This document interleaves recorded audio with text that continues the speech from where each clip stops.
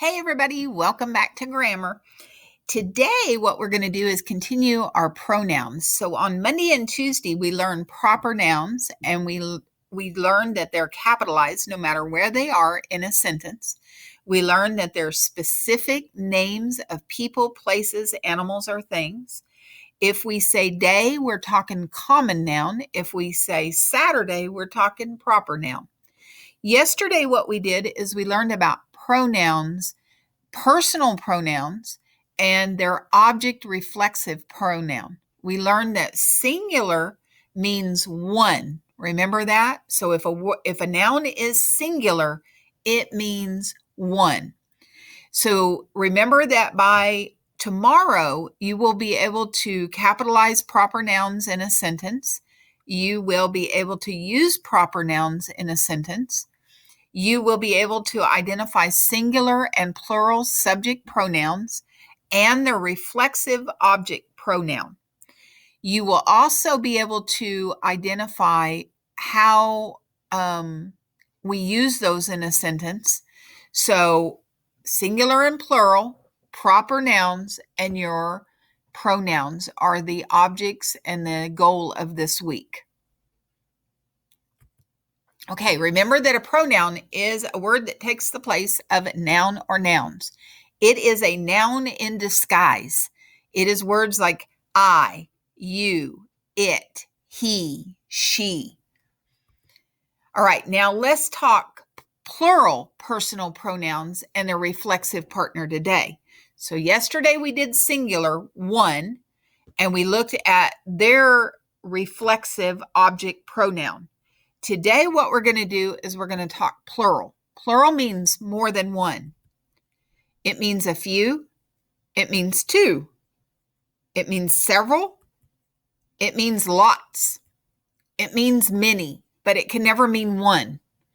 And the way that you identify that is we will do more on plurals next week, but you're looking for that S. You're asking yourself, am I seeing one object, singular, or am I seeing more than one, two, lots, many, several, few, which would be plural? So it's never one. Plural is never one. It's two, it's a few, it's lots, it's several, it's many, it is more than one. So you would not look at all of those cats and go, I see a cat. That would be singular. You would look at those cats and you would go, whoa, this is plural. There are more than one. There's two, there's several, there's few, there's many, there's lots of them on that screen. So we would be talking about plural. We would be talking about cats. All right. Now let's look at the plural personal pronouns and their reflexive partners. There's only three of them: we, you, and they. Now, the only difference in this is you have to really think about this, because do you notice that they do not end in self, they end in selves. We changed the F to V and we added the ES. So if we're talking about we, then our reflexive object partner pronoun would be ourselves. You would be yourselves. They would be themselves. And singular reflexive pronouns, do you notice that mistake right there? I need to change that. Plural reflexive pronouns always end in selves. All right? We, ourselves. You, yourselves. They, themselves. Okay, now let's look at it in a sentence. We can amuse ourselves for an hour. Okay, we is the subject. You're amusing yourself. So you're amusing, meaning that you are entertaining. All right. Who are you amusing? Ourselves for a whole hour. So if you notice, the subject is we, amuse is our verb, and ourselves is the object that we're amusing. How long are we doing it? We're doing it for an hour. Those are the same person, same group of people. These are plural. So there's more than one person. You, meaning you, one person, can help yourselves to more soda. Once we do that, we're talking about a group of people. So you is actually several people standing together, and we're pointing at them and we're saying you, meaning a group of people. What can you do? You can help yourself. So you can go over and you can grab a soda, an extra one. Who's doing it? Who's going to be grabbing the soda? Yourselves. So we're not going to help you at all.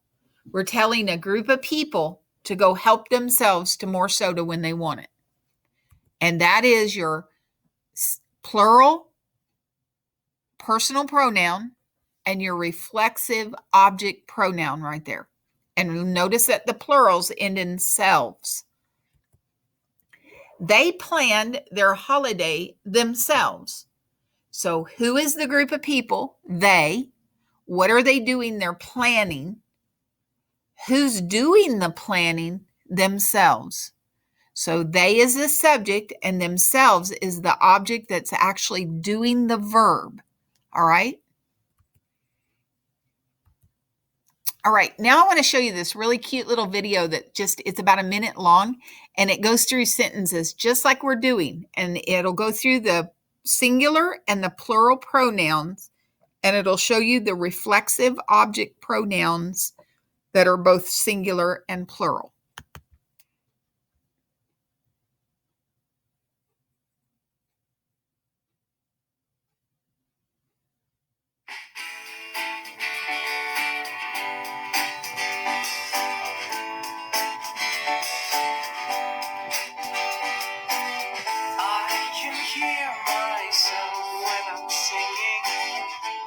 Can hear yourself when you're talking.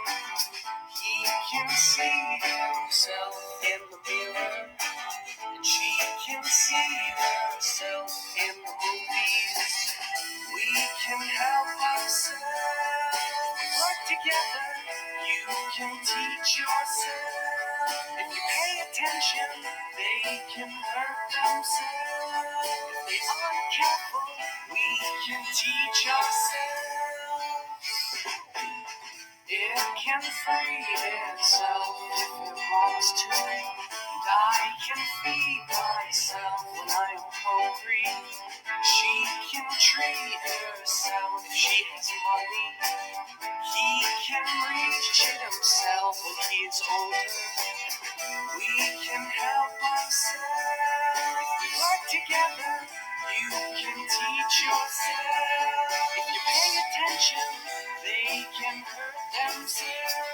If we aren't careful, we can teach ourselves.